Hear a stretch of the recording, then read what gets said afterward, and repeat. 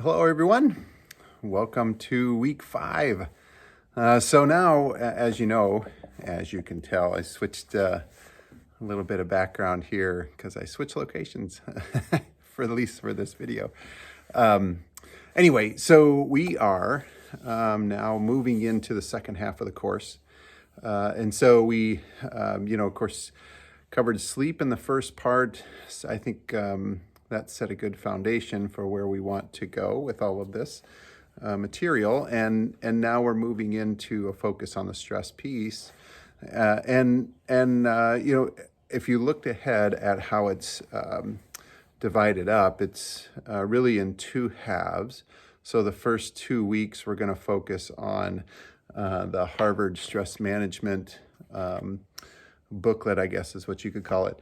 And then the last 2 weeks of the course, so weeks 7 and 8, we're going to focus on Compassionomics book. And so I'll talk about that here in a minute. But so what I feel like is good about the stress management booklet here, and by the way, this is the first time that I've used that for this course. There were some other references I've used over the years to really try to set a foundation. That's the purpose of this first couple of weeks, is to set a foundation for stress management, for understanding stress and all of this business. And it's a good place to start. Of course, setting a foundation, a good place to start.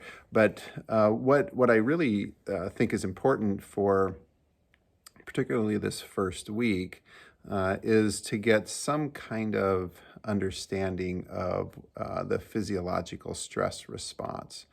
I think that's probably an important place to start. Most of us have this science background, and I think it's a good place, a good entry point, I think is maybe the best way to say it, into what stress is and how we work with it. And that's where we'll get to. But first, I think understanding what happens physiologically when we experience stress, both at an acute level, but most importantly, I think what we're talking about and what we're concerned about for this course is chronic stress. And so I think this reference does a very nice job, partly because I like the more succinct references. But it does a very nice job at laying that foundation, particularly in the first part of the booklet. And then, of course, it moves into, after we've got this understanding of physiologically what it's doing to us and how it works, at least how we understand it to this point. But I think we got a pretty good handle on it from a science perspective, physiologically anyway. The rest of it, debatable, but physiologically, I think we have a pretty good handle on what's happening here. But then, then what next on this? So we know what the stress response is, and then what are the outcomes of that? And that is also provided in this booklet, and also a really important piece to this whole story is, okay, so we understand that stress, everybody knows, okay, stress is bad. I know when I feel stress, but it's kind of like sleep. When I'm not getting enough, then what? And so this kind of is a carryover to that. So you'll probably see some overlapping themes of, disease state conditions that stress has a negative influence on. And so that's the next part of it. But then, of course, that needs to progress into the I guess maybe saying, so what? Okay, so what then can we do to mitigate stress? And that's where I'd like to spend the majority of our time for this 4 weeks into that concept. Part of it in how we manage our stress, but also I think it's important to know where it all comes from, and have our a bit better of a handle on where we understand stress from ourselves. So I think if we can understand it a bit better on how we feel stress and where it might be coming from, then I think we can have a better sense of what to do with it in more of a I think transformational way. It may be the better way to say it. I may have used this language before in this class, but we used to I guess I'll just tell a quick story about it. Um, I still think of it in this way, in that much of what we do, what I would consider tinkering, we as in we, probably this program, but we certainly in the larger we of our healthcare community and society in general, and what we do to make ourselves healthier is what I would call tinkering, and I think in the most lovingly way use that word, and we actually use it quite a bit in our program. And tinkering, as I would define it, is doing a little adjustment here and a little adjustment there to keep us moving in the right direction for better health. And so those things can be like getting more exercise, or eating more fruits and vegetables, less processed food. Those are, and getting sleep. Those are all what I would say are tinkering. And I don't mean it to say as a negative. It's I use it in a very positive way, because they're all good and they're all necessary steps. But I don't think they go far enough for us to move in a transformational way relative to our health, as in maybe looking at health from a very large perspective, not just looking at it am I maintaining an okay body weight and blood pressure and those types of things, but looking at health from a much broader perspective of all that could be included in that term. I think that is a movement towards transformation, if we can maybe understand and get moving in that direction. So in my mind, it seems to make sense to look at what we're doing from a tinkering side and a transformation side. And I think there is a progression, or maybe an evolution from one to the other. But I think for me, okay, it makes sense in my mind to say most of what we are doing and have done in the past is in the tinkering category, because it's I think it in many ways is easier. It's more tangible.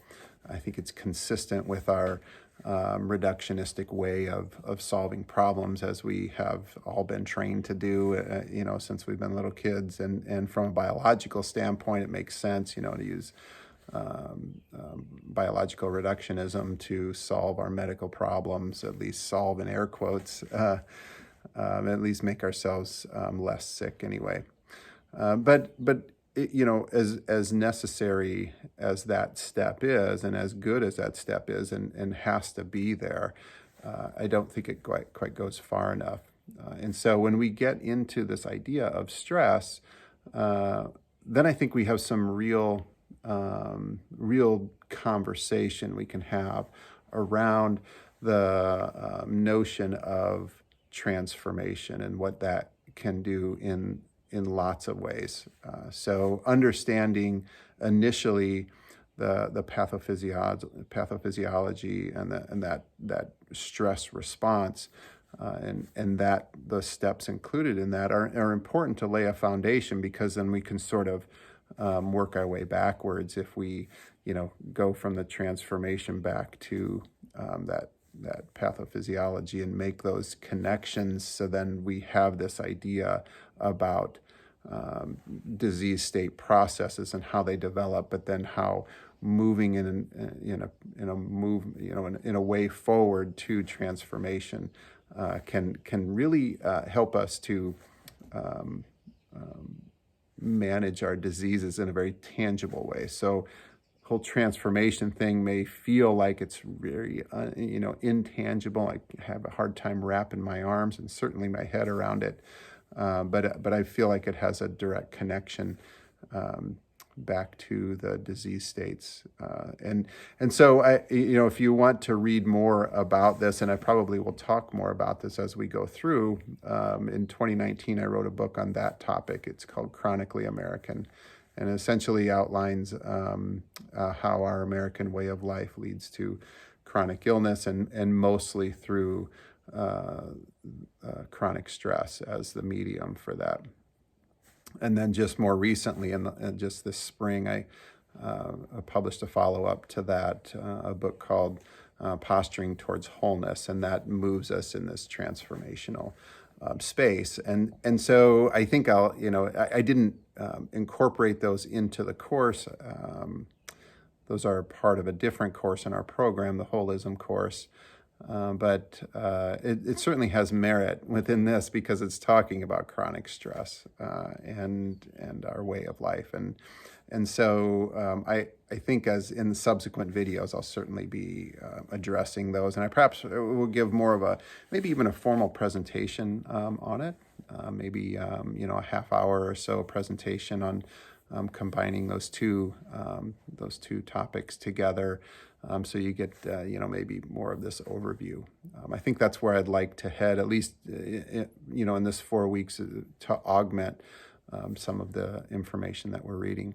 But it's a good place to start these readings. That we've assigned, that I've assigned to this next 4 weeks, and so the booklet will lay a good foundation for us because it does go into stress management techniques as well. And there's some very good information in those sections, and it's succinct, and it might seem like this booklet, which I thought was I think is overpriced, but it's cheaper than the one I was using before this, and I think gives better information, and I think it's written in a better way than what I was using in the past.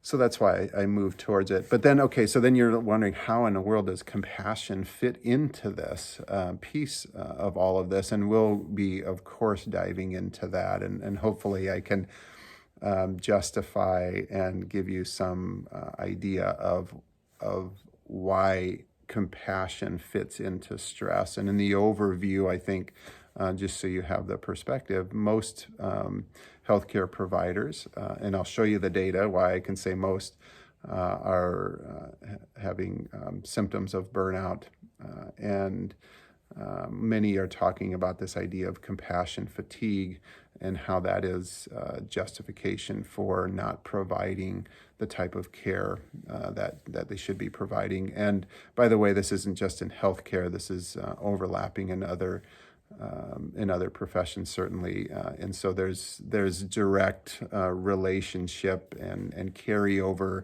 in the concepts to any profession that you might work in. And so providing compassion to others is really just another way of talking about the relationship we have with others. And so anyway, this all manifests from having too much stress, chronic stress, stress that comes from both the system, and we'll talk about that, the structure, societal structure, or the corporate structure, the institutional structure, is definitely a major source for this.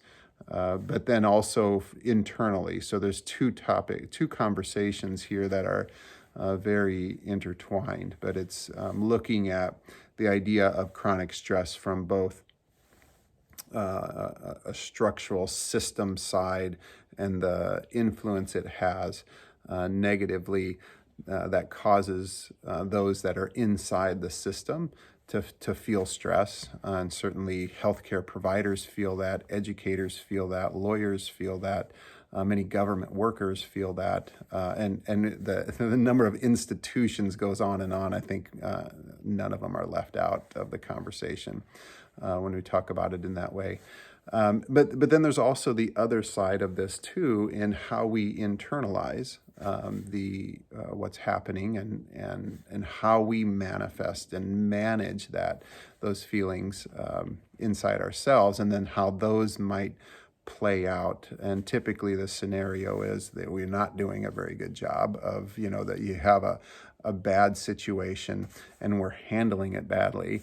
And then what we end up doing is projecting those feelings onto others, and unfortunately, it's mostly the people we care about the most, so family, friends, and the patients and students we serve, and so that becomes the manifestation of chronic stress, and so it's the conversations need to be on both sides. They need to be in both camps, both structural, as many anthropological and sociological folks have talked about in the past, as we're terming it as structural violence. We've heard that a lot in Ignatian language or in Jesuit higher ed.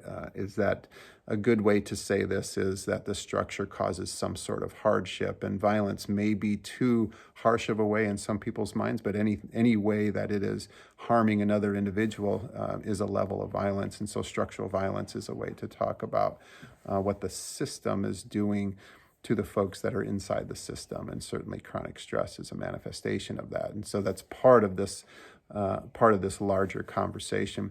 But then we have a great deal of data to show that regardless of the situation, regardless of what's happening outside of us personally, how we perceive it matters a great deal in how we feel stress. And so that there's been some really wonderfully designed studies that show that you can take two individuals that experience the same type of stress to the same degree, but internalize stress and feel stress in a much different way. Whereas one person may feel great stress from a situation, that another person may feel much less stress, and in fact, maybe even no stress at all from the very same situation. So there's something internal too to look at our perception of the situation, and that is a very much larger conversation. Why does one person experience stress in a different way? Why does one person look at life much differently than another person